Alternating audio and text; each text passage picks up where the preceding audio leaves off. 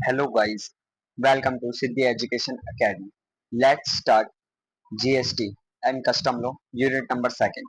ये BCom honours और BCom programme semester 6 में है। तो चलिए शुरू करते हैं। Difference between direct tax and indirect tax. Definition: tax levied directly on the income and wealth of a person. Direct tax जो है वो इनकम पे ही टैक्स ले लिया जाता है, जैसे कि इनकम टैक्स हो गया, है ना। और इनडायरेक्ट टैक्स जो है ये प्राइस ऑफ गुड्स और सर्विस के ऊपर लिया जाता है। ठीक है, जैसे कि आपका जीएसटी हो गया, है ना, excise duty and etcetera etcetera. अब देखिए second point, incidence and impact. Impact और इंसिडेंस का मतलब होता है कौन कौन लायबल है और कौन पे करेगा टैक्स। तो डायरेक्ट टैक्स जो है वो जो पर्सन लायबल है वो ही पे करेगा डायरेक्टली, है ना। और इनडायरेक्ट टैक्स में डिफरेंट पर्सन पे करेंगे। Okay. Levy to, income tax, income and wealth of a person. Income और वेल्थ पे लिया जाता है। और इनडायरेक्ट टैक्स जो है वो price of goods and service पे लिया जाता है। बर्डन, देखिए इनकम डायरेक्ट टैक्स का हम बर्डन शिफ्ट नहीं कर सकते। जिसकी इनकम है वही टैक्स पेयर होगा और वही टैक्स को पे करेगा। और इनडायरेक्ट टैक्स जो है वो हम बर्डन शिफ्ट होता है सब्सिक्वेंटली टू द बायर। देखिए जैसे आप कंज्यूमर है, आपने कोई प्रोडक्ट खरीदा, है ना, तो आप उसे सप्लायर को आप पे कर देंगे तो सप्लायर की लाइबिलिटी होगी उस टैक्स को पे करने की गवर्नमेंट को। ठीक है, लाइबिलिटी किसकी होगी? सप्लायर की। तो बर्डन जो है वो शिफ्ट हो जाता है इनडायरेक्ट टैक्स में। ठीक है, अब थर्ड देखिए, टाइम ऑफ कलेक्शन। जो हमारा डायरेक्ट टैक्स है वो ईयरली बेसिस पे होता है। और जो हमारा इनडायरेक्ट टैक्स है, जो हमारा इनडायरेक्ट टैक्स है वो एवरी मंथ, हर महीने की नेक्स्ट 20 तारीख को पे होगा। जैसे देखिए आपने आज डेट है 24 मई, तो जो आपने आज आपने गुड्स खरीदा तो इसका टैक्स जो है वो 20 जून तक पे होगा। इसे ही बोला जाता है इनडायरेक्ट टैक्स की पेमेंट। ठीक है, अब देखिए प्रिंसिपल, है ना, ये एबिलिटी टू पे, जो डायरेक्ट टैक्स है ये एबिलिटी टू पे के ऊपर होता है। और इनडायरेक्ट टैक्स जो है वो बेनिफिटर शुड पे। ठीक है, इनडायरेक्ट टैक्स को सप्लायर पे करता है और डायरेक्ट टैक्स को इनकम और वेल्दी पर्सन पे करता है। ठीक है, नेचर क्या होता है? ये प्रोग्रेसिव नेचर का होता है और इनडायरेक्ट टैक्स न्यूट्रल नेचर का होता है। जैसे देखिए एग्जांपल, इनकम टैक्स हो गया, टैक्स ऑन अनडिस्क्लोज्ड इनकम हो गया, है ना, फॉरेन इनकम, और एक कैपिटल गेन इनकम पे, कैपिटल गेन इनकम पे भी डायरेक्ट टैक्स। ठीक है, अब इनडायरेक्ट टैक्स देखिए जीएसटी और कस्टम लो जो है इस पे हमारा इनडायरेक्ट टैक्स लगता है। अब देखिए features of indirect tax. Indirect tax जो है ये मेजर सोर्स ऑफ रिवेन्यू है गवर्नमेंट के लिए। ये more than 50% of total tax revenue है, किसके लिए? Central government and state government के लिए। सेकेंड है tax commodities, goods and service. ये जो है commodities at time at their manufacturing और परचेज और सेल ऑफ इंपोर्ट और एक्सपोर्ट पे लिया जाता है और इसे कमोडिटी टैक्स भी बोला जाता है। जैसे कि देखिए कोई गुड्स और सर्विस प्रोवाइड कर रहा है तो ये उस टाइम पे ही सप्लायर को पे करा जाता है अगर फॉरवर्ड चार्ज मैकेनिज्म है। और अगर रिवर्स चार्ज मैकेनिज्म है तो रेसिपिएंट पे करता है। अगर आपको फॉरवर्ड चार्ज मैकेनिज्म और रिवर्स चार्ज मैकेनिज्म नहीं पता तो डिस्क्रिप्शन में लेक्चर 1 की वीडियो है, आप जाके पहले उसे चेक कीजिए। ठीक है, shifting of burden. Indirect tax में बर्डन जो है वो शिफ्ट होता है सप्लायर पे। ठीक है, जो रेसिपिएंट होता है, जो गुड्स, जो कंज्यूमर होता है वो टैक्स पे नहीं करता। इनडायरेक्ट टैक्स जो है वो सप्लायर पे करता है। Fourth point, no perception of direct reach. देखिए इनडायरेक्ट टैक्स जो है वो वैल्यू एडिड टैक्स होता है, मतलब आपके गुड्स में इंक्लूड होता है। तो बहुत से लोगों को तो पता भी नहीं होता कि वो टैक्स पे कर रहे हैं गवर्नमेंट को। ठीक है, fourth point, inflation in nature. Indirect tax directly affect the price and commodity and lead inflation. देखिए इनडायरेक्ट टैक्स जो है ना वो पहले से ही गुड्स में इंक्लूड होता है, तो ये इन्फ्लेशन ट्रेंड्स को भी वाइडर टैक्स बेस। अब देखिए मेजोरिटी ऑफ द प्रोडक्ट और service are covered to subject of indirect tax with low threshold. आज के टाइम पे ऑलमोस्ट सारे गुड्स एंड सर्विसेज जो है वो इनडायरेक्ट टैक्स में जीएसटी में इंक्लूड है। जैसे कि अभी आपने देखा होगा पॉपकॉर्न, पॉपकॉर्न भी इंक्लूड हो चुका है। जैसे कि पॉपकॉर्न पे भी अलग अलग टैक्सेस लग रहे हैं, है ना। Fifth seven point, promote social welfare. जो इनडायरेक्ट टैक्स है, हाई टैक्सेस और हार्मफुल प्रोडक्ट है। इनडायरेक्ट टैक्स का देखिए जैसे लग्जरी प्रोडक्ट्स, डीमेरिट गुड्स पे हाई टैक्सेस है। For example luxuries, tobacco and alcohol product पे क्या है, जीएसटी हाई है। अब देखिए इनडायरेक्ट टैक्स क्या है, न्यूट्रल इन नेचर है। इनडायरेक्ट टैक्स जो है वो प्रिंसिपल ऑफ एबिलिटी टू पे नहीं है, जैसे कि कंज्यूमर और रेसिपिएंट डायरेक्ट पे नहीं करता। इनडायरेक्ट टैक्स का बर्डन शिफ्ट होता है। अब देखिए ऑल कंज्यूमर, अब इनडायरेक्ट टैक्स जो है वो ऑल कंज्यूमर्स देते हैं, जैसे rich and poor same indirect tax देते हैं। जैसे आपका डायरेक्ट टैक्स है इनकम टैक्स, ये रिच पीपल जो होते हैं ये ज्यादा देते हैं और पुअर पीपल कम देते हैं। ठीक है, तो इनडायरेक्ट टैक्स में ऐसा कुछ नहीं है। ठीक है, इनडायरेक्ट टैक्स जो है वो दोनों इक्वल इक्वल पे करते हैं, जितना वो प्रोडक्ट और सर्विसेज कंज्यूम कर रहे हैं उतना उस हिसाब से वो पे करते हैं। 10th point, lead to income disparity. इसका मतलब है जो अगर रिच पीपल अगर आप इनडायरेक्ट टैक्स पे करेंगे तो उन्हें खास इफेक्ट नहीं होगा, लेकिन पुअर पीपल अगर इनडायरेक्ट टैक्स या डायरेक्ट टैक्स पे करेंगे तो वो अपनी सेविंग्स को डिक्रीज़ कर लेंगे।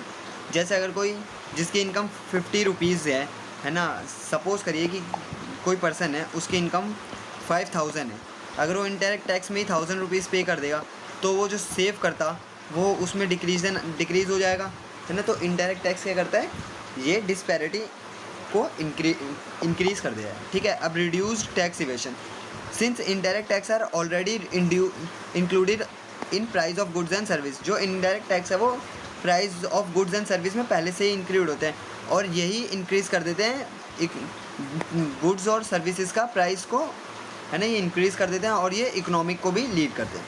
ठीक है, मतलब सारे मूवेबल प्रॉपर्टी, मनी और सिक्योरिटी क्या होती है, हमारी शेयर हो गए, स्टॉक्स हो गए, उनको हटा के और and include actionable claims, growing crops, grass and things attached or forming part of the land which are agreed to be served before supply or under contract of supply, ये इसे गुड्स कहा जाता है।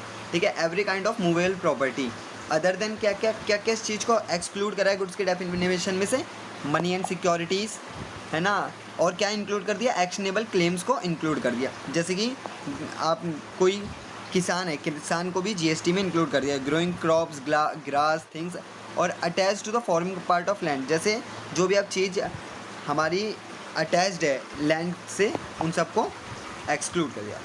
ठीक है, अब व्हाट इज सर्विस लिखा है आपका section 2 sub clause 102 of CGST act, means anything other than goods, money and security, मतलब हर चीज़ गुड्स, मनी और सिक्योरिटीज़ को हटा के, ठीक है, but includes activity relating to use of money और conversion of money by cash और बाय एनी अदर मोड। लेकिन मनी का कन्वर्जन जो है, जैसे आप दुबई में, आपका दुबई में जॉब है, दुबई से आप दिनार भेज रहे हैं आप इंडिया में, तो आपके घर वाले जो इसे कन्वर्ट करवाएंगे, इसको भी हमने जीएसटी में इंक्लूड किया है सप्लाई के अंदर। Okay, next point, conversion of money from one form currency to another form of currency और डीमोनेटाइजेशन और डिनोमिनेशंस, जो मैंने ये पॉइंट बताया ये वही पॉइंट है। Okay, for which a separate consideration is charge, इसके लिए एक सेपरेट कंसिडरेशन ऑफ चार्ज है। अब देखिए explanation, service includes facilitating of arranging transaction in securities, service में ही फैसिलिटेटिंग और अरेंजिंग ट्रांजैक्शन इन सिक्योरिटीज़ भी इंक्लूड है, मतलब शेयर्स के भी सर्विस में इंक्लूड है। जैसे आप कभी भी आप ट्रेडिंग करेंगे उस पर भी आपका जीएसटी इम्पोज्ड है। ठीक है, means a claim to any debt, जैसे आपकी डेट है, जैसे कोई बैड डेप्ट हो रखा है, आपने उस पर क्लेम मिला है, वो भी आपका जीएसटी में इंक्लूड है। Other than a secured debt by mortgage of immovable property और हाइपोथिकेशंस और प्लेज ऑफ मूवेबल प्रॉपर्टी, ये भी आपका इंक्लूड है। ठीक है, और to any beneficial interest in movable property not in actual construction position और क्लेमेशन। ठीक है, जैसे बेनिफिशियल इंटरेस्ट है आपकी कोई मूवेबल प्रॉपर्टी है, उसमें आपका बेनिफिशियली इंटरेस्ट है, लेकिन उसके एक्चुअल और कंस्ट्रक्शंस को हटा के वो भी आपका सर्विस में इंक्लूड है, with civil courts recognise as affording ground और रिलीफ। ओके, एग्जाम्पल देखिए, सर्विस में क्या क्या इंक्लूड है, lottery, gambling, betting, debenture, BOE यानी bills of exchange, promissory notes, bank guarantee, fix deposit receipts, calls in arrear of rents. Okay, अब आ जाते हैं आगे, पढ़ते हैं what is money. Money means Indian legal tender or any foreign currency, including check, promissory notes, bill of exchange, demand draft, pay, money order letter, traveler check, postal, electronic remittance और other. Money क्या है? Money जो आप daily basis पे आप supply goods खरीदने के लिए आप देते हो, है ना, उसे ही मनी कहा गया है. ठीक है. When used as a consideration to settle an obligation or exchange with Indian legal tender of another denominations. Money shall not include any currency that is held for its numis, numismatic value such as old time coins. देखिए money में हमारे old coins include नहीं करे, जैसे कि हमारे 25 पैसे 50 पैसे हमारे ओल्ड कॉइन्स है, ये मनी में इंक्लूड नहीं है. अब व्हाट इज कंसिडरेशन? देखिए कंसिडरेशन सिंपल वर्ड्स में कहा जाता है, जैसे आपने गुड्स खरीदा, सप्लायर से आपने गुड्स खरीदा, आपने उसके बदले उसे मनी दी, आपने मनी दी किसे? सप्लायर को. आप कौन? रेसिपिएंट. तो जो आप गुड्स के बदले मनी दे रहे हो ना, उसे ही बोला जाता है कंसिडरेशन. चलिए आइए हम पढ़ते हैं what is consideration. Consideration include payment made और to be made in money or otherwise or supply of goods और सर्विस और फूड. जो मैंने बताया वही है. जैसे पेमेंट मेड कर रहे हो, आप पेमेंट कर रहे हो सप्लाई ऑफ गुड्स और सर्विस की. ठीक है. ये आपकी मॉनेटरी टर्म्स में भी हो सकती है, आपकी ऑनलाइन भी हो सकती है, चेक से भी हो सकती है, और एनी अदर इंस्ट्रूमेंट से भी हो सकती है. Monetary value of any act और फॉर वेरिएंस और सप्लाई ऑफ गुड्स और सर्विस और बोथ वेदर बाय रेसिपिएंट और बाय अदर पर्सन. देखिए कंसिडरेशन जो है, या तो रेसिपिएंट भी पे कर सकता है या अदर पर्सन भी पे कर सकता है सप्लायर को. इसमें कोई ऑब्लिगेशन नहीं है कि रेसिपिएंट ही कंसिडरेशन पे करेगा.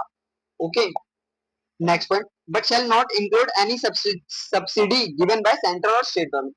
कंसिडरेशन में सब्सिडी इंक्लूड नहीं है जो सेंट्रल और स्टेट गवर्नमेंट के द्वारा दी गई है. Okay. Next point. Deposit given for supply of goods and service shall not be considered as payment. देखिए आपने कोई डिपॉजिट कर रखा है, उसे हम सप्लाई ऑफ गुड्स और सर्विस के लिए उसे हम कंसिडर नहीं करेंगे पेमेंट के लिए, अनलेस सप्लायर अप्लाई सच डिपॉजिट एज कंसिडरेशन. जब तक सप्लायर अप्लाई नहीं करेगा कि हमारी कंसिडरेशन है जो मैंने डिपॉजिट करा है, तब तक हम उसे क्या कंसिडर नहीं करेंगे? हम उसे कंसिडरेशन कंसिडर नहीं करेंगे. Thus deposit will be considered as payment made for supply only if supplier applies deposit as consideration for said supply. अगर वो कहेगा तभी उसे कंसिडरेशन के लिए माना जाएगा, नहीं तो उसे कंसिडरेशन नहीं माना जाएगा. Okay guys. Circular, it is not important. अब what is taxable supply? Taxable supply वो होती है जिस गुड्स और सर्विस के लिए आप पे करोगे उसे टैक्सेबल सप्लाई बोला जाता है. ठीक है. अब what is taxable territory? Taxable territory to which the provision of this act apply. मतलब जहां जहां पे आपका टैक्स लग रहा है उसे ही टैक्सेबल टेरिटरीज बोला जाता है. अब सप्लायर की डेफिनेशन किसने दिया? Section 2 sub section 105. सप्लायर कौन है? Supplier is a person supplying goods और सर्विस और both and including agent of which such supplier. Supplier में जो सप्लाई कर रहा है आपको गुड्स और सर्विस, या गुड्स और सर्विस बोथ कर रहा है, और एजेंट को भी सप्लायर में इंक्लूड किया गया है. अब व्हाट इज फैमिली? फैमिली तो आपको गाइस पता ही है. फैमिली में स्पाउस, आपकी बीवी आ गई, आपके बच्चे आ गए, है ना, पेरेंट्स आ गए, ग्रैंड पेरेंट्स, भाई बहन हो गए, है ना, और कोई एनी अदर पर्सन जो आप पे होनली डिपेंड है. ठीक है. जैसे कि वो अर्न नहीं करता, आप ही उसको रखते हो, आप ही पालते हो, आप ही उसकी देख रेख करते हो, तो उसे भी हमें फैमिली में इंक्लूड किया गया. अब व्हाट इज प्रिंसिपल? प्रिंसिपल की डेफिनेशन दे रखी है section 2 sub section 88. Principal means a person on whose behalf an agent carries on the business or supply or receipt of goods and services. Principal वो person है जिसके behalf पे agent काम करेगा. ठीक है. उसे बोला गया है प्रिंसिपल. अब व्हाट इज बिजनेस? बिजनेस की डेफिनेशन सेक्शन 2 सबसेक्शन 17 में दिया है. बिजनेस इंक्लूड्स, बिजनेस में क्या क्या इंक्लूड्स है? Business include any trade, commerce, manufacturing, professional services, जैसे सीए, एडवोकेट हमारी प्रोफेशनल सर्विस प्रोवाइड कर रहे हैं. वोकेशन, एडवेंचर, वेजर, वेजर कौन? जो डेली वेजिस पे काम करते हैं, जैसे झाड़ी मजदूर हो गए, है ना, और any other similar activities. Whether or not it is not it is a peculiarly benefit. Okay, or any activity or transaction in connection with incidental or ancillary to, मतलब देखिए जिससे आपको इनकम मिल रही है उसको भी हम बिजनेस में इंक्लूड करते हैं above A. ओके, अब देखिए any activity of transactions in the nature of a वाला पॉइंट ये है ट्रेड कॉमर्स है ना, whether or not there is a volume frequency continuity और regularity of such transaction.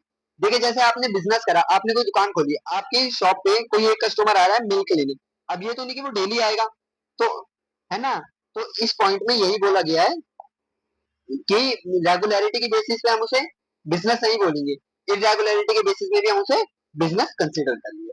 What is the fourth point? Supply और acquisition of goods. Acquisition मतलब हमारे को गुड्स का ओनरशिप मिलना. Okay, includes capital asset and services in connection with commencement और closure of business. अब देखिए अगर आप सप्लाई कर रहे हो, आप गुड्स को एक्वायर कर रहे हो, अगर आपका बिजनेस बंद होने पे आ रहा है उसे भी क्या बोला, उसे भी हमने सप्लाई को कंसिडर करा है. Okay, what is the next point? Provision by a club association society और एनी सच बॉडी.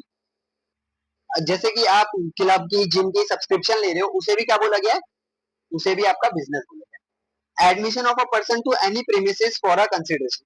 अब देखिए आपकी पार्टनरशिप फॉर्म है, ए भी पार्टनर है, ये ओल्ड ओल्ड फॉर्म चल रही है, ठीक है.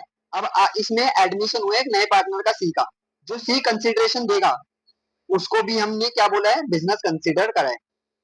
कंसिडरेशन देगा उसे भी हमने क्या कंसिडर करा है, business. Okay, what is the next point? Service supplied by a person as the holder of an office. कोई ऑफिस होल्डर है वो सर्विस प्रोवाइड कर रहा है उसे भी क्या बोला गया है, बिजनेस बोला गया है. जैसे कोई अपना हाउस रेंट पे दे रहा है उसे भी बिजनेस बोला है. अब रेस क्लब जैसे जो बैटिंग एप्स होते हैं उन्हें भी क्या बोला गया है, सर्विस बोला है ना. और एनी एक्टिविटी और transaction undertaken by central government and state government or any local authority in which they are engaged as public. जिस जिस एक्टिविटी और ट्रांजैक्शन को आपकी सेंट्रल गवर्नमेंट ने, स्टेट गवर्नमेंट ने और लोकल अथॉरिटी ने कंसिडर करा है कि ये बिजनेस है, उन्हें भी क्या बोला गया है, बिजनेस. अब what is recipient? Recipient is the person to whom supply और गुड्स आर गिवन. ठीक है, रेसिपिएंट कौन होता है? जो कंज्यूमर होता है उसे ही रेसिपिएंट बोला जाता है. ठीक है, जैसे कि आप शॉप पे गए, आपने मिल्क बाय करा, तो इधर पे आप क्या हुए, रेसिपिएंट हुए. ओके, अब एक बार रीड कर लेते हैं. If consideration is payable for supply of goods and service और both, then person liable to pay consideration is the recipient. जो लायबल पर्सन होगा उसे रेसिपिएंट बोला जाएगा अगर आपने गुड्स और सर्विस ली है. ओके, इफ अगर कंसिडरेशन नहीं दी जाएगी सप्लाई ऑफ गुड्स की, then person to whom goods are delivered और मेड और to whom goods should be delivered or made available consideration is the receipt. अगर कंसिडरेशन नहीं दी जाएगी तो उसे लाइबल फॉर कंसिडरेशन मान लिया जाएगा. और अगर if no consideration is payable for supply of service, अगर सर्विस के लिए हम कंसिडरेशन नहीं देंगे, then person to whom service is rendered, जिस पर्सन के लिए वो सर्विस रेंडर्ड हुई है उसे रेसिपिएंट बोला जाएगा. अब गाइस पढ़ते हैं who is a taxable person. Taxable person simple words में कहे तो जो लाइबल है टैक्स पे करने के लिए गवर्नमेंट को, उसे ही टैक्सेबल पर्सन बोला जाता है. जैसे कि सप्लायर, सप्लायर को क्या बोला जाता है, टैक्सेबल पर्सन. चलिए आगे बढ़ते हैं. पर्सन हु इज रजिस्टर्ड और liable to registered under section 22 और 24. देखिए पर्सन जो जीएसटी के एक्ट के अंदर रजिस्टर है सेक्शन 22 और 24 के अंदर, ये आप आगे वाली यूनिट्स में पढ़ोगे, उसे ही रजिस्टर्ड पर्सन और टैक्सेबल पर्सन बोला जाएगा. ठीक है, thus even an unregistered person who is liable to be registered is a taxable person. अगर देखिए अनरजिस्टर्ड पर्सन है, अगर वो लाइबल हो गया रजिस्टर करने के तो उसे भी बोला जाएगा टैक्सेबल पर्सन. जैसे देखिए एक थ्रेशोल्ड लिमिट है 20 लाख. अगर कोई गुड सप्लाई कर रहा है, उसने एक थ्रेशोल्ड लिमिट अपने बिजनेस में 20 लाख से ज्यादा की सेल कर दी, तो वो लाइबल फॉर रजिस्ट्रेशन हो जाएगा. देखिए अगर वो 20 यहाँ पे 24 ऑफ मे को वो लाइबल हो गया तो उसे भी क्या बोला जाएगा, जैसे उसने बिजनेस स्टार्ट करा है 1 मे को और 24 मई तक उसका 20 लाख से प्लस का बिजनेस में सप्लाई कर दी, तो इस सप्लायर को भी क्या बोला जाएगा, taxable person. A person who is not liable to be registered but has take voluntary registration and got himself registered is also a taxable person. देखिए एक पॉइंट है, अगर पर्सन लाइबल नहीं है रजिस्टर के लिए लेकिन उनने वॉलंटरी रजिस्ट्रेशन ले ली, मतलब उनने अपनी इच्छा से रजिस्ट्रेशन ले ली, तो उसे भी क्या बोला जाएगा, टैक्सेबल पर्सन। अब देखिए supply between two non taxable person does not constitute taxable supply. अब देखिए जो दो नॉन टैक्सेबल पर्सन है, जैसे कि आपने कोई गुड्स खरीदा, आपने जैसे कूलर खरीदा, आपको वो कूलर सेल करना है ना, लेकिन आप कोई सप्लायर नहीं है, आपने किसी अपने फ्रेंड को बेच दिया, ठीक है, तो वो क्या बन गया, रेसिपिएंट बन गया। लेकिन इधर पे इसको सप्लाई नहीं बोला, टैक्सेबल पर्सन नहीं बोला जाएगा, क्योंकि आप दोनों जो फ्रेंड्स हैं वो रजिस्टर्ड नहीं है जीएसटी के अंदर, ठीक है। अब it is not necessary that supply should be made to another person, और जरूरी नहीं है कि सप्लाई किसी और पर्सन को ही हो, सप्लाई हम अपने आप को भी दे सकते हैं। जैसे मैंने एक एग्जांपल बताया था कि अगर आपका बिजनेस जो है वो क्लोज हो गया, शट डाउन हो गया, तो जो गुड्स और सर्विसेज आप गुड्स बचेंगे ना, तो गवर्नमेंट जो है उसे भी कंसिडर कर लेगी as a supply. Okay, next पढ़ते हैं taxable event under GST. What is taxable event under GST? A taxable event is any that result in a tax imposition. Taxable event वो है जिसमें आपको टैक्स पे करना पड़ेगा, उसे ही टैक्सेबल इवेंट बोला गया। अब taxable event under GST supply of goods और सर्विस। जीएसटी के अंदर टैक्सेबल इवेंट क्या हुआ, अगर आप गुड्स की सप्लाई कर रहे हो या सर्विस की सप्लाई कर रहे हो तो उसे क्या बोला गया है, taxable event. Okay, if there is no supply then there would be no GST. अगर आपने सप्लाई नहीं करी तो क्या जीएसटी अराइज हो सकती है? देखिए जैसे एग्जांपल से समझिए, अगर आपने किसी चीज की सर्विस नहीं ली या आपने गुड्स नहीं खरीदा तो आप उसकी जीएसटी पे करेंगे नहीं, तो इस पॉइंट में वही बोला गया है। ओके, अब गाइस ये बहुत इंपॉर्टेंट है कॉन्सेप्ट ऑफ सप्लाई। ये सेक्शन, ये इसमें सिर्फ एक ही सेक्शन है, सेक्शन नंबर 7, लेकिन इसके अंदर 3 स्केड्यूल है, schedule 1, schedule 2 and schedule 3। Section 7 क्या कहता है, meaning and scope of supply, ठीक है। स्केड्यूल 1 क्या कहता है आपका, स्केड्यूल 1 कहता है activity to be traded as supply even if made without consideration. कौन सी एक्टिविटीज को सप्लाई बोला जाएगा अगर आपकी कंसिडरेशन नहीं भी होगी, ठीक है। What is schedule 2? इसमें बोला एक्टिविटी और transaction to be treated as supply of goods और अ सप्लाई ऑफ सर्विस। किस किस एक्टिविटी और ट्रांजैक्शन को ट्रीट करा जाएगा सप्लाई ऑफ गुड्स या सप्लाई ऑफ सर्विस की तरह। ओके, अब स्केड्यूल 3 क्या कहते हैं, स्केड्यूल 3 कहते हैं एक्टिविटी और transaction which shall be treated neither as supply nor as service. अब इसमें जो है ना ये एग्जेम्पशन है कि कौन सी सप्लाई है, वो सप्लाई ऑफ गुड्स भी नहीं है एंड सप्लाई ऑफ सर्विसेज भी नहीं है, ठीक है। चलिए अब हम सेक्शन 7 रीड करते हैं। Section 7 meaning and scope of supply. Section 7 subsection 1 कहता है supply include all form of supply of goods and service. मतलब जितनी भी तरह की सप्लाई या गुड्स और सर्विस की या दोनों, जैसे सेल, आपने कोई चीज सेल करी, आपने ट्रांसफर करा, या बार्टर सिस्टम। बार्टर सिस्टम क्या होता था, जैसे एंशिएंट पीरियड के टाइम पे आपने गुड्स लिया, उस टाइम पे मनी नहीं चलती थी, आपने गुड्स लिया, गुड्स के बदले आपने, जैसे आपने चावल लिए, चावल के बदले आपने उन्हें व्हीट दे दिया, तो इसे ही बोला जाता था बार्टर, बार्टर सिस्टम। ओके, या एक्सचेंज करा, या लाइसेंस लिया आपने, रेंटल, जैसे आपने होम रेंट पे लिया, लीज पे दी कोई प्रॉपर्टी, और डिस्पोजल, यानी अगर आपका जो बिजनेस है वो शट डाउन हो गया या आपके गोडाउन में फायर लग गई, तो इसे भी क्या सप्लाई में इंक्लूड किया गया। मेड फॉर अ कंसिडरेशन, और कंसिडरेशन होनी चाहिए। कंसिडरेशन क्या बताई थी आपने, सप्लायर ने सप्लाई दी तो उसके बदले जो रेसिपिएंट ने मनी पे करी उसे कंसिडरेशन बोला गया। Without consideration there is no supply according to section 7 subsection. अब सेक्शन, अब बी पॉइंट क्या कहते हैं, इंपोर्टेशन ऑफ सर्विस। जैसे आपने बाहर के देश से आपने इंपोर्ट करी सर्विस को कंसिडरेशन के लिए, weather or not in the course of business और नॉट, या आपका बिजनेस है या नहीं है।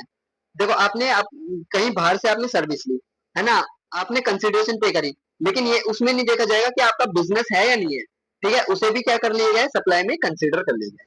अब देखिए third point, activity specified in schedule 1। जो एक्टिविटी स्केड्यूल 1 में क्लास स्पेसिफाइड है उन्हें सप्लाई में इंक्लूड किया गया है। मेड और agreed to be made without a consideration. अगर कंसिडरेशन हो ना हो तब भी उसे क्या बोला जाएगा, सप्लाई। अब देखिए सेक्शन 7 सबसेक्शन 2 क्या कहते हैं, not with standing anything contained in the subsection 1। इसमें बोला है कि इसके अलावा किसी और को सप्लाई नहीं बोला जाएगा।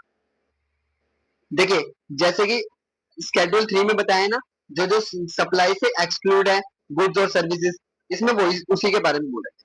अब देखिए सेक्शन 7 सबसेक्शन 3 क्या कहते हैं, subject to section 1A and 2, the government may, on the recommendation of the council, specify by notification the transaction that are treated to be, इसमें बोला गया है कि गवर्नमेंट ने क्लासिफाई कर दिया और स्पेसिफाई कर दिया अपने नोटिफिकेशन के थ्रू कि सप्लाई कौन कौन सी सप्लाई ऑफ गुड्स है और क्या सप्लाई ऑफ सर्विस नहीं है, और कौन सी सप्लाई ऑफ सर्विस है और क्या गुड सप्लाई ऑफ गुड्स नहीं है। ठीक है, अब नोट्स पढ़ते हैं। डेफिनेशन ऑफ सप्लाई क्या है? ये एक इंक्लूसिव डेफिनेशन है, मतलब इसके अंदर कुछ भी आगे गवर्नमेंट जो है वो इंक्लूड कर सकती है। And does not define any term exhaustivity, और इससे कुछ भी मतलब हट नहीं सकता, इंक्लूड कर सकती है गवर्नमेंट, अगर मन करे गवर्नमेंट का तो सप्लाई में गवर्नमेंट कुछ भी इंक्लूड कर सकती है। जैसे पेट्रोलियम और आपकी लिकर जो है वो सप्लाई से भी एक्सक्लूड है, अगर गवर्नमेंट चाहे तो सप्लाई में वो इंक्लूड भी कर सकती है। Clause A of subsection 7(1) illustrate the form of supply but the list is not exhaustive।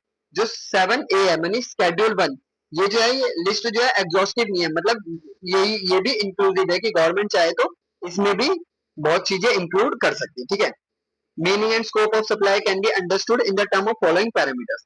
अब देखिए सप्लाई का स्कोप कैसे हम पता कर सकते हैं।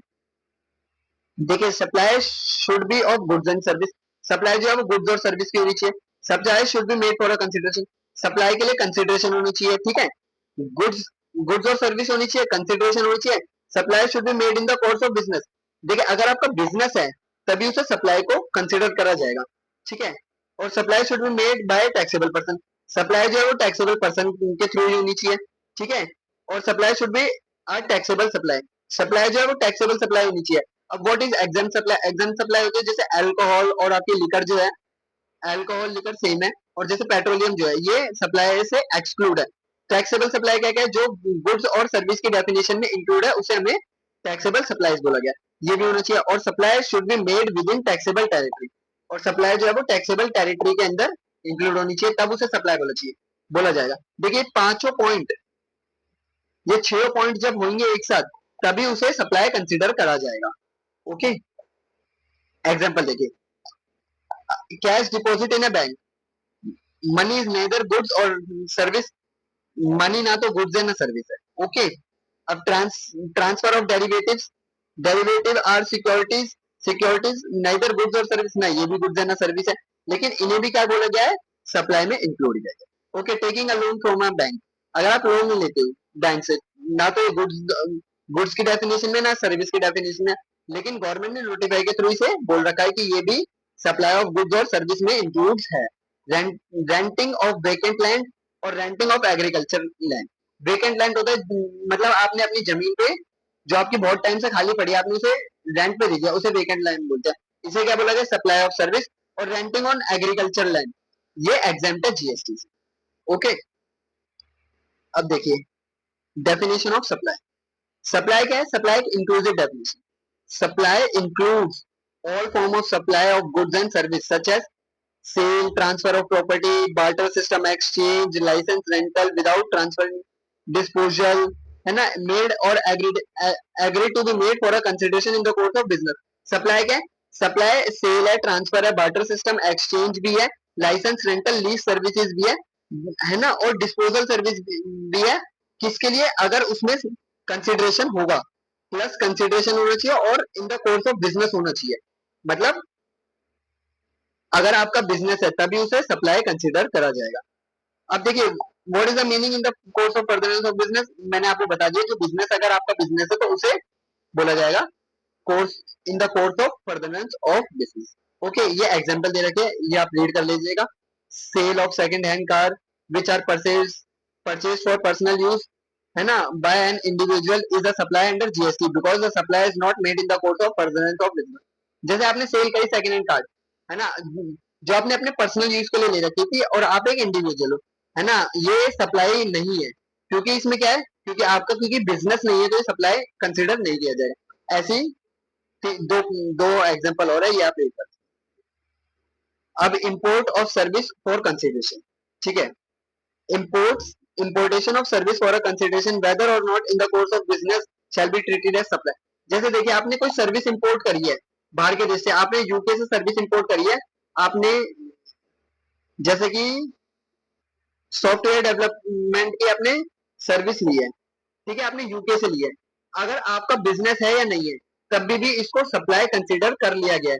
अभी हमने ऊपर एक डेफिनेशन पढ़ी थी ना कि सप्लाई के लिए क्या क्या होना चाहिए, गुड्स और सर्विस होनी चाहिए, कंसिडरेशन होनी चाहिए, कोर्स ऑफ बिजनेस भी होना चाहिए, टैक्सेबल पर्सन होना चाहिए, टैक्सेबल सप्लाई होनी चाहिए और with in the taxable territory होनी चाहिए।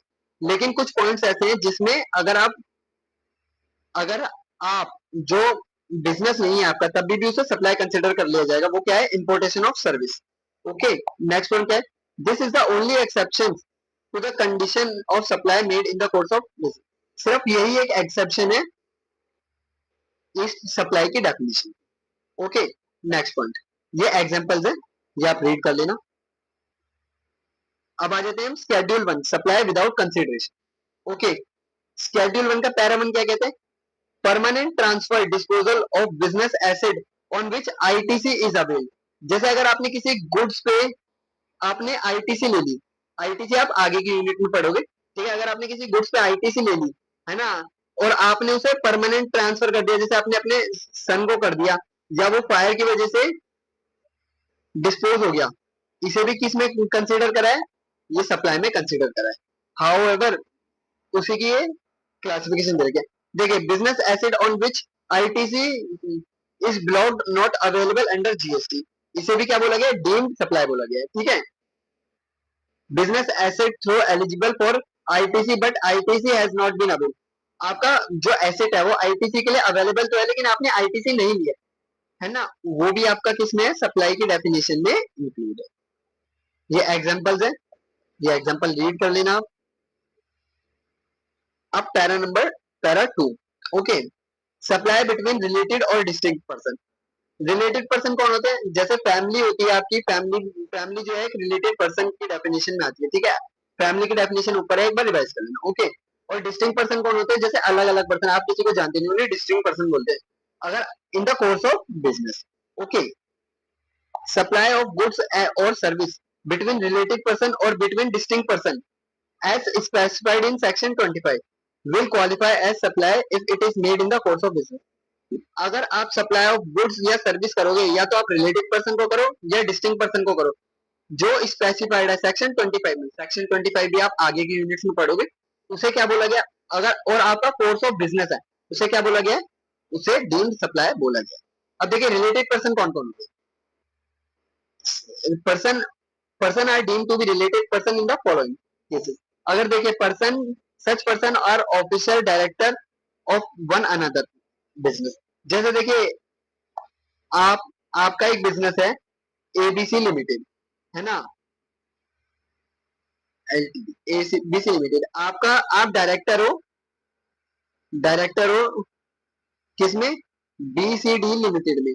तो इसमें आपका डायरेक्टली लिंक हो गया, तो आपको भी रिलेटेड पर्सन बोला गया। Okay, such person are legally recognise person. Legally recognise partner होना चाहिए, यानी जैसे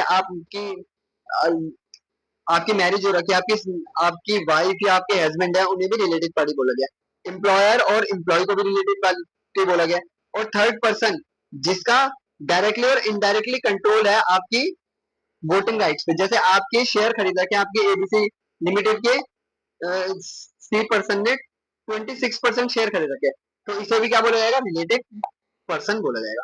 okay, one person control directly और जैसे कोई पर्सन कंट्रोल कर रहा है डायरेक्टली या इनडायरेक्टली, थर्ड पर्सन भी डायरेक्टली और इनडायरेक्टली कंट्रोल कर रहा है, और such person together directly indirectly third person. और अगर कोई दो पर्सन मिलके किसी थर्ड पर्सन को कंट्रोल कर रहा है, उसे भी रिलेटेड पर्सन बोला गया। ओके, और फैमिली मेंबर्स को भी रिलेटेड पार्टी है, और सोल एजेंट, सोल डिस्ट्रीब्यूटर और soul commission concessionaire of other. जैसे एजेंट को भी बोला गया, डिस्ट्रीब्यूटर और कंसेशनर को भी किस में इंक्लूड करा है, रिलेटेड पार्टी में इंक्लूड करा। जैसे एग्जांपल देखिए, मिस नेहा जो है, उन्होंने 32% शेयर होल्ड कर रखे एक्स लिमिटेड, है ना, और 27% शेयर होल्ड कर रखे वाई लिमिटेड। यहाँ पे एक्स लिमिटेड और वाई लिमिटेड जो है वो रिलेटेड पार्टी हो गई, क्योंकि मिस नेहा का मोर देन 25% वोटिंग राइट में कंट्रोल था। ओके, एग्जांपल नंबर 2 पढ़ लीजिए। अब what is the definition of distinct person, ये आपका सेक्शन नंबर 25 में बोला, ठीक है। अ person who has obtained or is required to obtain more than one registration whether in one state, union territory or more than one state or union territory shall be treated as distinct person. देखिए, जैसे आप हो, आपने एक company खोली ABC limited, ये आपकी दिल्ली में, ठीक है, आपने इसको रजिस्टर करवा लिया और आपने एक और कंपनी खोली बी सी डी लिमिटेड, ठीक है, ये आपकी यूपी में है, आपने इसको भी रजिस्टर करवा लिया। तो जो एबीसी लिमिटेड के लिए जो बी सी डी लिमिटेड होगी, ये दोनों जो है एक दूसरे के लिए डिस्टिंक्ट पर्सन होंगे, ठीक है, डिस्टिंक्ट पर्सन। इवन दो जो है ओनर जो है वो सेम है, फिर भी इन्हें डिस्टिंक्ट पर्सन की डेफिनेशन में इंक्लूड किया गया है। ओके गाइस, एक सेकंड ही रब कर दूं।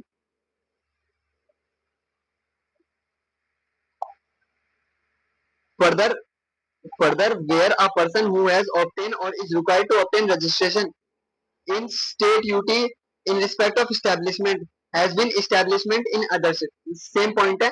अगर आपने एक स्टेट में रजिस्ट्रेशन कर लिया, यूनियन टेरिटरी में रजिस्टर कर लिया, जैसे दिल्ली में रजिस्टर कर लिया, और आप लाइबल है यूपी में करने के लिए, तो यूपी और दिल्ली वाली जो आपकी एंटिटी होगी, दोनों एक दूसरे के लिए डिस्टिंक्ट होगी, दोनों डिस्टिंक्ट पर्सन कहलाएंगे। ओके गाइस, अब देखिए स्टॉक ट्रांसफर और ब्रांच ट्रांसफर। जैसे स्टॉक ट्रांसफर हो रहा है, आपने अपने सन को स्टॉक ट्रांसफर करा, ये भी डिस्टिंक्ट पर्सन है। आपने एक ब्रांच से दूसरे ब्रांच पे गुड्स भेजा, इसे भी डिस्टिंक्ट पर्सन बोला जाएगा और इसे भी क्या कंसिडर करा जाएगा, सप्लाई। ओके, इस पे भी जीएसटी इंक्लूड किया जाएगा, even though the owner is same, but supply is considered. Okay, transaction between two local location, जैसे दिल्ली और मुंबई, है ना, दो लोकेशन हो गई, और जो लीगल लेकिन सेम लीगल एंटिटी है, लेकिन इसे भी क्या बोला जाएगा, सप्लाई बोला जाएगा। ठीक है, transfer between two units of legal entity under single registration, आपने एक ही रजिस्ट्रेशन ले रखी है, लेकिन आपके दो यूनिट अलग अलग है, इसे भी रजिस्ट्रेशन बोला जाएगा, सप्लाई बोला जाएगा। ओके गाइस, अब पढ़ते हैं सप्लाई ऑफ गुड्स और service between an employee and employer. ठीक है, जैसे बताया था ना, एम्प्लॉयर और एम्प्लॉय को भी रिलेटेड पार्टी बोला गया। ठीक है, employer and employee are related person as given in the definition of related person, जो मैंने बताया वही पॉइंट है। However service provided by employ to employer in the course of employment are not treated as supply of service. देखिए, जैसे कोई employ employer, यानी आप हो, आप एक कंपनी में काम कर रहे हो, आपका नाम दिया है, आप एक एबीसी लिमिटेड में काम कर रहे हो, आप सर्विस प्रोवाइड कर रहे हो, लेकिन इस सर्विस को हमने सप्लाई की डेफिनेशन में इंक्लूड नहीं किया। Okay, gift by an employer to an employee ₹5,000 और less in value in financial year treated as supply, not treated as supply of goods and service. अगर आपके आपके बॉस ने आपको गिफ्ट दिया जिसकी वैल्यू 50,000 से या 50,000 से कम है, उसे सप्लाई में इंक्लूड नहीं किया जाएगा, लेकिन एक फाइनेंशियल ईयर में। अब आपको पता है ना फाइनेंशियल ईयर कब स्टार्ट होता है, फाइनेंशियल ईयर 1/4 से स्टार्ट होता है और 31 मार्च तक चलता है। इसके बीच में 50,000 का ही गिफ्ट आप रिसीव कर सकते हैं, नहीं तो वो आपका टैक्सेबल होगा और वो सप्लाई की डेफिनेशन में इंक्लूड होगा। Perquisites given by employer to employ. Perquisites क्या होते हैं, बेनिफिट्स होते हैं जो एम्प्लॉयर एम्प्लॉय को देता है। ओके, अगर परक्यूसिट्स if perquisites are given in the course of employment or provided in the terms of the contract between employer and employee is the part of partial of the cost to cost, it will not subjected to GST। अगर employer कोई service या service provide कर रहा है, जैसे कि house provide कर रहा है, इसको सप्लाई में इंक्लूड नहीं किया जाएगा। ओके, अब supply of goods by principal to his agent or by agent to his principal, ये वाला पॉइंट इंपॉर्टेंट है गाइस, इसे ध्यान से देखिए। Sorry for the inconvenience. Supply of goods by principal to his agent. Okay, अगर कोई प्रिंसिपल कौन था, ओनर था, जो एजेंट को गुड्स सप्लाई कर रहा है कि आप गुड्स आगे भेजिए या आगे बेचिए, है ना, तो supply of goods by principal to agent without consideration, अगर वो विदाउट कंसिडरेशन है ना, तो उसे सप्लाई कंसिडर किया जाए गया है। Where the agent undertake to supply such goods on behalf of principal. अगर देखिए आपने सप्लाई कर दिया एजेंट को, है ना, और आपने कोई कंसिडरेशन रिसीव नहीं करी, लेकिन एजेंट आपके बिहाफ पे गुड्स सेल कर रहा है, इसे क्या कंसिडर किया गया? सप्लायर, सप्लाई कंसिडर करें। Similarly supply of goods by agent to principal without consideration, ठीक है, अगर विदाउट कंसिडरेशन है तो उसे भी सप्लायर बोला गया है, सेम पॉइंट है, दो बार रिपीट हो गया। Okay, only supply of good is covered in para 3, जो जो पैरा 3 में सप्लाई ऑफ गुड्स है उन्हें ही कवर्ड किया गया है। Supply of service from principal to his agent and vice versa, agent principal को सर्विस प्रोवाइड करे या प्रिंसिपल एजेंट को सर्विस प्रोवाइड करे, कंसिडरेशन हो या ना हो, इसे सर्विस में इंक्लूड किया गया है। Okay, about a determining factor for whether a particular principal agent relation falls with the scope of para 3। अब ये हम कौन से पैरास पे पर्टिकुलर पे बोलेंगे कि ये जो है प्रिंसिपल और एजेंट जो है वो पैरा 3 पे फॉल कर रहे हैं नहीं कर रहे, ठीक है। अगर इनवॉइस जो है प्रिंसिपल के बिहाफ पे एजेंट दे रहा है, ठीक है, तो इसे सप्लाई एजेंट की मानी जाएगी, है ना। और अगर इनवॉइस जो है वो प्रिंसिपल ही इशू कर रहा है तो उसे क्या बोला जाएगा? इसे सप्लाई नहीं बोली जाएगी। ओके, एजेंट टू कस्टमर, अगर एजेंट कस्टमर को अपने नाम से सप्लाई कर रहा है तो ये para then it would fall within the scope of para 3 and would be treated as supply. अगर एजेंट जो है कस्टमर को अपने नाम से बिल बना के दे रहा है तो इसे सप्लाई बोला जाएगा, और अगर एजेंट जो है प्रिंसिपल के नाम पे गुड्स बेच रहा है तो इसे सप्लाई नहीं बोला जाएगा। ओके गाइस, ये देखिए, अब डेल क्रेडिट एजेंट क्या होते हैं? ये एजेंट है गाइस, डेल क्रेडिट एजेंट जो होते हैं ये पेमेंट गारंटी कर देते हैं, हम आपको इतनी पेमेंट दे देंगे, और जो बिल जो है वो अपने नाम से इशू करते हैं, इन्हें डायल क्रेडिट एजेंट बोलते हैं, ठीक है। Supply to customer either himself or through DCA, dial credit agent, ठीक है, इसको सप्लाई में इंक्लूड नहीं किया गया, है ना। और अगर डीसीए टू कस्टमर अगर वो अपने ओन नाम पे कर रहे हैं तो उसे क्या कहा है? सप्लाई बोला गया है, ठीक है। whether temporary short term transaction based loan extended to DCA to buyer, del credit commission, del credit agent to buyer for which interest is charged by DCA is to be included in value of goods supplied by supplier principal। ये देखते हैं, ये case one, ये दो case बना दिए, invoice issue करा है सप्लायर टू बायर, ठीक है, और यहाँ पे DCA to buyer, del agent ने बायर को करा है, ठीक है। इसमें क्या है? Supply of goods from supplier to buyer, ठीक है, एजेंसी जो है वो इन्वॉल्व हुई है ना। Supply of extension of loan service to DCA, यानी डेल ग्रेजुएट एजेंट को लोन की सर्विस प्रोवाइड करी है। ओके, अब इस वाले पॉइंट में देखिए, supply of goods by supplier, ठीक है, प्रिंसिपल ने एजेंट को भेजा, ठीक है। Supply of good by DCA to buyer, फिर जो है डीसीए ने बायर को कर दिया, है ना। Supply of agency service by DCA to supplier, और बोथ बायर और बोथ इन्होंने इधर पे अपने नाम पे बिल इशू करा, ठीक है। Loan service of DCA to buyer, इसे क्या माना जाएगा? इसे सप्लाई कंसिडर किया जाएगा। ओके गाइस, अब order the para 4, importation of service. Importation of service में बताया गया, अगर आप किसी बाहर के पर्सन से सर्विस लेते हो, है ना, अगर आपका बिजनेस है या नहीं है तब भी उसे सप्लाई में कंसीडर करा जाएगा, और अगर आपका बिजनेस है तो उसे कंसीडर करा ही जाएगा, ठीक है। इंपोर्ट ऑफ सर्विस, अगर आप सर्विस लेते हो और उसके लिए कंसिडरेशन रिक्वायर्ड है ना, तो बिजनेस टेस्ट नहीं देखा जाएगा, है ना। अगर आप सर्विस लेते हो, इंपोर्ट करते हो, है ना, रिलेटेड पर्सन और एनी अदर पर्सन जो जिसका बिजनेस जो है वो आउटसाइड इंडिया एस्टेब्लिश है, अगर आप उसके कंसिडरेशन रिक्वायर्ड नहीं है तो उसे बिजनेस टेस्ट रिक्वायर्ड करा जाएगा। ओके, अब क्लैरिफिकेशन दे रखी है गवर्नमेंट ने फ्री सैंपल्स और गिफ्ट्स पे, ठीक है। फ्री सैंपल्स क्या है? अगर आपका फ्री सैंपल जो है, अगर आप एडवर्टाइजमेंट के लिए गुड्स सप्लाई कर रहे हैं, अगर उस गुड्स पे आपकी आईटीसी आईटीसी आपको मिली है तो उसे सप्लाई बोला जाएगा, और अगर आपकी उस गुड्स पे आईटीसी नहीं मिली तो उसे क्या? उसे सप्लाई नहीं बोला जाएगा। इस पॉइंट में यही लिखा है, आप एक बार रीड कर सकते हैं। अब what are the classification of on buy one get one free offer. जो buy one get one free offer जो होते हैं ये कंपोजिट और मिक्स सप्लाई के बेसिस पे टैक्स होते हैं, है ना।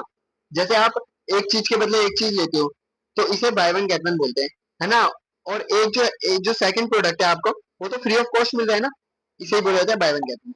अब देखिए, जैसे आपने एक गुड्स है 200 का और दूसरा गुड्स भी 200 का, जो सप्लायर ने 350 प्रोवाइड कर दिए, ठीक है, लेकिन ये जो है आपका पेन है और ये पेंसिल है, और दोनों पे जीएसटी रेट अलग अलग, है ना। तो अब हमें ये चेक करना पड़ेगा ना कौन सा रेट लगाया जाए, तो ये हमारे को रेट हमें क्लासिफाई करने के लिए ही हमें चेक करना पड़ेगा क्या वो कंपोजिट सप्लाई है या वो मिक्स्ड सप्लाई है। Okay guys, activities to be treated as supply of goods और सप्लाई ऑफ सर्विसेज, ये आ गया शेड्यूल 2। ठीक है, ट्रांसफर ऑफ टाइटल, अगर आपने गुड्स गुड्स को ट्रांसफर करा है तो उसे सेल, जैसे आपने गुड्स की सेल करी है उसे सप्लाई ऑफ गुड्स बोला जाएगा। Right to use goods without transfer of title, आपने जैसे लीज का होता है, आपने रेंटिंग होता है, आपने गुड्स दे दिया है ना, आपने अपनी प्रॉपर्टी दे दी यूज करने के लिए, लेकिन आपने ओनरशिप ट्रांसफर नहीं करी, इसे क्या बोला जाएगा? सर्विस, है ना। Title in good under an agreement, जैसे आपने लीज सिस्टम के बेस में एग्रीमेंट करके आपने अपनी प्रॉपर्टी दे दी, ठीक है, तो इसे क्या बोला जाएगा? और आपने कंसिडरेशन रिसीव कर ली, तो इसे सप्लाई ऑफ गुड्स बोला जाएगा।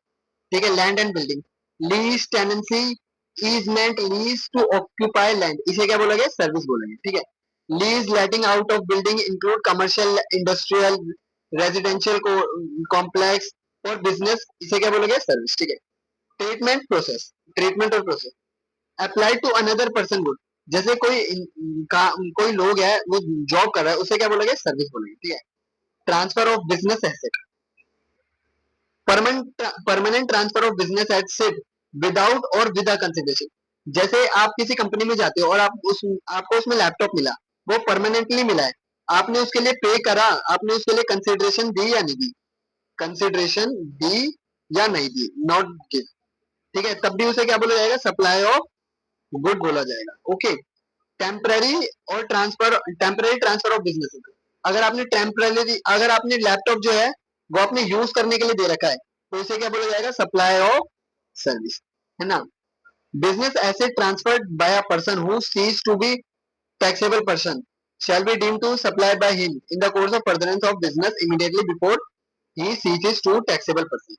ठीक है, तो उसे गुड्स बोला जाएगा। देखिए एक्सेप्शन है इस वाले पॉइंट के एक्सेप्शन क्या क्या है?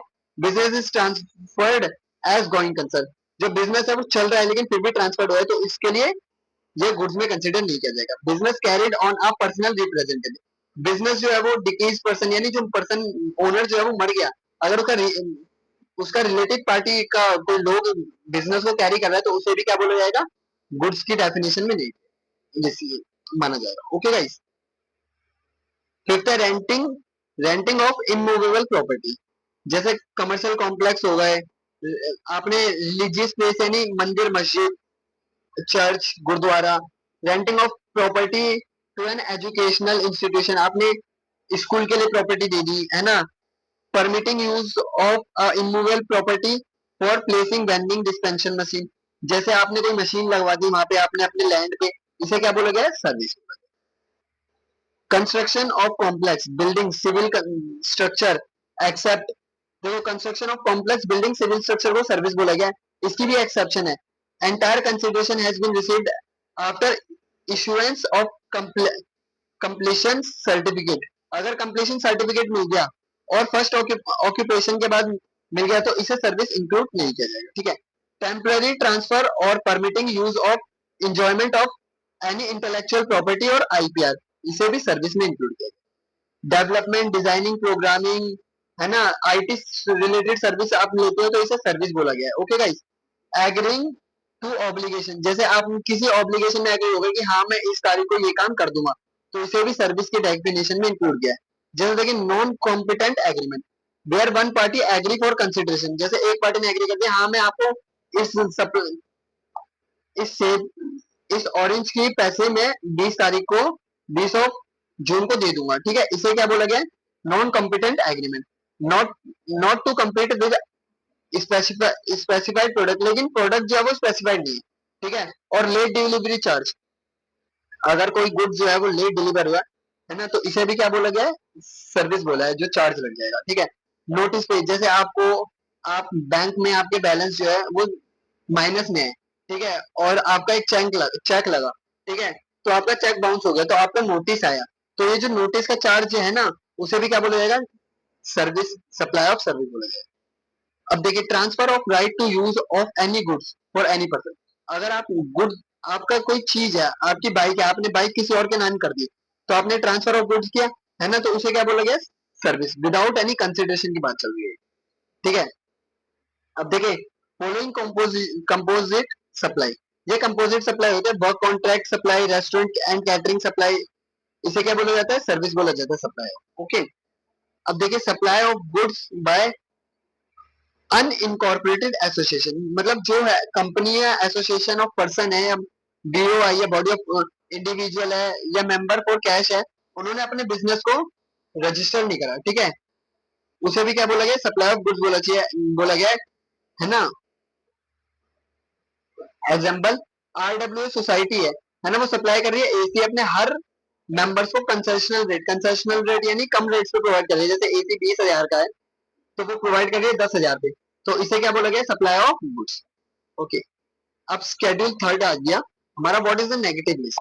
स्केड्यूल थर्ड कहता है हमारा नेगेटिव लिस्ट के बारे में। ओके गाइस, अब हम बढ़ते हैं नेगेटिव लिस्ट। सर्विस प्रोवाइड, जो हमारे ना तो गुड्स है ना सर्विस है, service provide by employ to employer, जो आप जैसे एम्प्लॉय जो है वो एम्प्लॉयर को सर्विस प्रोवाइड कर रहा है, जो ओनर को सर्विस प्रोवाइड कर रहा है, इसको ना तो गुड्स की डेफिनेशन मिली है ना सर्विस की डेफिनेशन में है, ठीक है, इसकी यही, इसमें यही बोला गया है आगे। सर्विस बाय एनी कोर्ट और ट्रिब्यूनल, आप कोर्ट जाते हो या एनी एनी गवर्नमेंट अथॉरिटी जाते हो तो इन्हें भी सप्लाई ऑफ सर्विस नहीं किया गया। Okay, function performed by MPs, MLA, member of panchayat, municipality, जो आपके एमपी एमएलए है, जैसे हमारे मोदी जी है, हमारे जो दिल्ली की चीफ मिनिस्टर बनी है रेखा जी, है ना, अगर वो कोई हमारे को सर्विस फंक्शन प्रोवाइड कर रहे हैं, सर्विस प्रोवाइड कर रहे हैं, इन्हें भी सप्लाई ऑफ सर्विस में इंक्लूड नहीं किया। Duty performed by any person who hold any post, ये वही पॉइंट है जो president, vice president service provide कर रहे हैं, CM, PM, speaker of Lok Sabha, है ना, चीफ इलेक्शन, इसे भी सर्विस में इंक्लूड नहीं किया गया। ओके, सब सर्विस ऑफ फ्यूनरल, जैसे किसी की डेथ हो जाती है ना, जो लकड़ी वकड़ी चलाते हैं, लकड़ी वकड़ी खरीदते हैं, तो इसे भी सप्लाई ऑफ गुड्स और सर्विस में इंक्लूड नहीं किया। सेल ऑफ लैंड को भी सप्लाई ऑफ गुड्स में नहीं कहा गया। Actionable claim other than lottery, batting, gambling, all other actionable claims such as right to recover insurance money, claims for arrear or rent are outside the ambition of definition of supply। जैसे actionable claims है, जैसे आप बीमार हो और आपने पे कर दिया गवर्नमेंट, आपने हॉस्पिटल को, लेकिन आपका इंश्योरेंस मनी रिसीव होगी, इसे भी आपकी सप्लाई ऑफ सर्विस नहीं कहा गया। ओके, supply by way of grant of alcohol liquor licence, जैसे आपने लिकर शॉप खोली, आपको लाइसेंस मिला, है ना, तो ये भी एक सप्लाई और ग्रांट है, एक लाइसेंस सेंट्रल गवर्नमेंट के द्वारा, इसे भी क्या बोला गया, सप्लाई ऑफ सर्विस और गुड्स नहीं बोला गया। ओके, अब आ जाते हैं activity transaction notified by government which are neither goods और नाइदर सर्विस, ये भी उसी का एडिशन पार्ट है। Service by way of any activity in relation to a function interested to panchayat, अगर आप पंचायत सिस्टम, गवर्नमेंट अथॉरिटी कोई भी आपको सर्विस प्रोवाइड कर रही है, उसको क्या है, सप्लाई ऑफ गुड्स या सप्लाई ऑफ सर्विस नहीं बोला गया। ठीक है, inter state movement of various mode of conveyance between distinct person under section 25 subsection 4, ठीक है, including train, bus, trucks, tankers, carrying goods और पैसेंजर, रिपेयर एंड मेंटेनेंस। ठीक है, इंटरस्टेट सप्लाई है, इंटरस्टेट सप्लाई, अगर आपको इंटरस्टेट सप्लाई नहीं पता तो डिस्क्रिप्शन में वीडियो लेक्चर नंबर 1 का लिंक है, आप जाके उसे चेक कर सकते हैं, उसमें मैंने बहुत ही डिटेल में समझा रखा है what is interstate and intrastate supply, ये दोनों सेपरेट है। ओके गाइस, अगर आप इंटरस्टेट सप्लाई कर रहे हैं, है ना, जैसे कि आप ट्रांसपोर्टेशन सर्विस प्रोवाइड कर रहे हैं या रिपेयर और मेंटेनेंस सर्विस प्रोवाइड कर रहे हैं, उसे भी सप्लाई ऑफ सर्विस या सप्लाई ऑफ गुड्स में इंक्लूड नहीं करें। Interstate movement of rigs tools and spare parts, जैसे आप क्रेन्स या टूल्स या स्पेयर पार्ट्स भी एक इंटरस्टेट सप्लाई कर रहे हैं, उसे भी क्या बोला गया, सप्लाई और ऑफ गुड्स और सप्लाई ऑफ सर्विस में इंक्लूड नहीं किया। ओके गाइस, अब पढ़ते हैं टैक्सेबिलिटी ऑफ टेनेंसी राइट, यानी पगड़ी system, sorry guys, transfer of tenancy right, जैसे लीज, लीज सिस्टम पे आपने जैसे लीज सिस्टम आपने सुना होगा, आप किसी से एक ही टर्म पे एक ही बार में कंसिडरेशन ले लेते हैं, 12 मंथ का लीज बना देते हैं, 24 मंथ का बना लेते हैं, और स्टार्टिंग में ही आप 10 लाख या 20 लाख रुपए ले लेते हैं, इसे क्या बोला जाता है, ट्रांसफर ऑफ टेनेंसी राइट बोला जाता है। Okay, it is form of lease or renting of property and it is specified declared as service in para, और ये जो है वो सर्विस पहले से ही डिक्लेयर कर दिया है पैरा 2 में। Okay guys, although stamp duty and registration charge have been levied on such transfer tenancy right, stamp duty और जो है रजिस्ट्रेशन चार्ज भी लिया जाएगा, है ना, टेनेंसी राइट के टाइम पे, है ना, जो कि हमारे स्कोप ऑफ सप्लाई में इंक्लूड नहीं है। Okay guys, transfer of tenancy right cannot be treated as sale of land and building. Transfer of tenancy right जो है वो sale of land and building में इंक्लूड नहीं है, and it is not covered by schedule 3, और ये negative list schedule 3 के अंदर भी कवर्ड नहीं है। ठीक है, service provide by outgoing tenant by way of surrendering the tenancy right. जैसे कोई टेनेंट है वो 12 महीने से पहले खाली करना चाहता है, तो सर्विस कैंसिल हो गई, ठीक है, इसे क्या बोला जाता है, इसे कंसिडरेशन, तो वो पार्ट में पेमेंट करेगा, है ना, और जो प्रीमियम है वो रिटर्न ले लेगा, तो उस ये जो प्रीमियम जो है इसको भी जीएसटी पे होगी। Okay, however grant of tenancy right for a residential dwelling for use of residential purpose against tenancy premium or periodic rent is both exempt from tax. जैसे आपने रेजिडेंशियल ड्वेलिंग यानी खोदने के लिए आपने अपनी रेजिडेंशियल दे रखा है, यानी बनाने के लिए, तो ये क्या है, एग्जेम्प्टेड टैक्स से। ओके गाइस, अब आ जाते हैं tax treatment of composite and mix supply. What are composite and mix supply? Composite supply क्या होती है? इट कंप्राइज ऑफ टू और more taxable supply of goods और सर्विस और बोथ फॉर अ कंसिडरेशन। दो या दो से ज्यादा टैक्सेबल सप्लाई, दो या दो से ज्यादा गुड्स और सर्विस प्रोवाइड कर रहे हो, अगर आप कॉम्बिनेशन के साथ, तो उसे क्या बोला जाएगा, कंपोजिट सप्लाई बोलेगा। Naturally bundled and supplied is in conjunction with each other in ordinary course of business. जैसे आपने पेन खरीदा, तो पेन के साथ रिफिल भी खरीदोगे, तो ये क्या है, नेचुरली बंडल्ड है ना, तो इसे क्या बोला जाएगा, कंपोजिट सप्लाई बोला जाएगा। Okay guys, one of which is principal supply. इनमें से एक जो है वो प्रिंसिपल सप्लाई होगा, जैसे पेन जो है वो प्रिंसिपल सप्लाई है। ठीक है guys, what are principal supply? अब प्रिंसिपल सप्लाई की डेफिनेशन, सप्लाई ऑफ गुड्स और सर्विस और both which constitute predominant element. जो डोमिनेंट एलिमेंट होगा उसे ही कंपोजिट सप्लाई में प्रिंसिपल सप्लाई बोला जाएगा। What are the tax treatment? Tax treat tax treatment as a supply, जो प्रिंसिपल सप्लाई पे जो है, जैसे पेन पे आपका 18, पेन पे जो है आपका 9% जीएसटी है और रिफिल पे 5% है, तो टोटल आपका है, ये पेन जो है 10 रुपीज का है और रिफिल जो है 5 रुपीज की है, तो जो है प्रिंसिपल सप्लाई का जीएसटी रेट लगेगा, जैसे 15 रुपीज पे जीएसटी रेट क्या लगेगा, 9% आपका सी जीएसटी और आपका 9% लगेगा एस जीएसटी। ओके गाइस,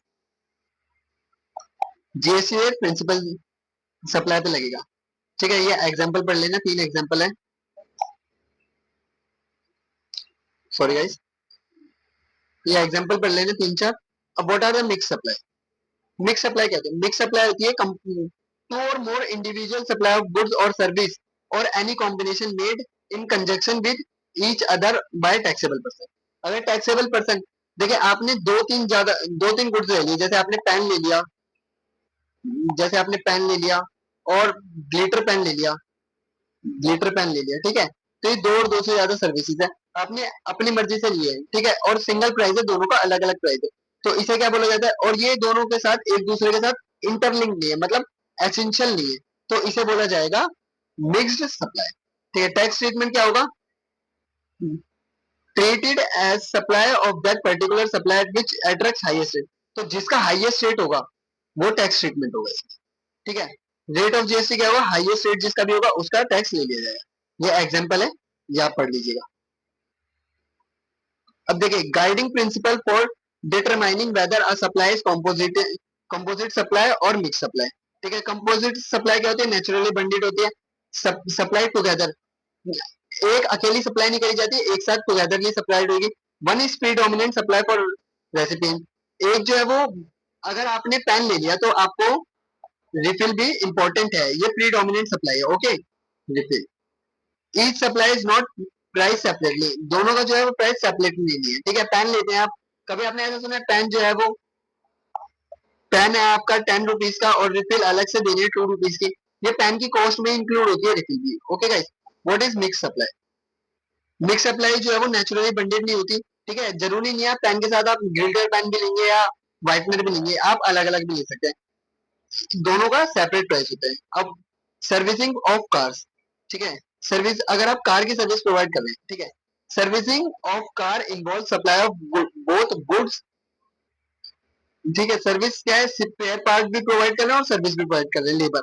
आप जो कार के हैं ना, आप गुड्स भी है और सर्विस भी है, ठीक है, where the value of goods and service are shown separately, goods goods को भी सेपरेट दिखाया जाता है, वैल्यू ऑफ गुड्स को भी, ठीक है, और वैल्यू ऑफ सर्विस को भी सेपरेट दिखाया जाता है। अब गाइस अगर आपको वैल्यू ऑफ सप्लाई पढ़ना है, उसका वैल्यू ऑफ सप्लाई एक चैप्टर है जो आपके सेमेस्टर 6 के पेपर में आने वाला है और इससे प्रैक्टिकल क्वेश्चन जरूर बनेगा, तो आपका लिंक जो है वो डिस्क्रिप्शन में है, जल्दी जाइए लिंक देखिए, और प्लेलिस्ट भी बन चुकी है जीएसटी की, आप जल्दी जल्दी एक एक वीडियो जल्दी जल्दी चेक करें, ठीक है।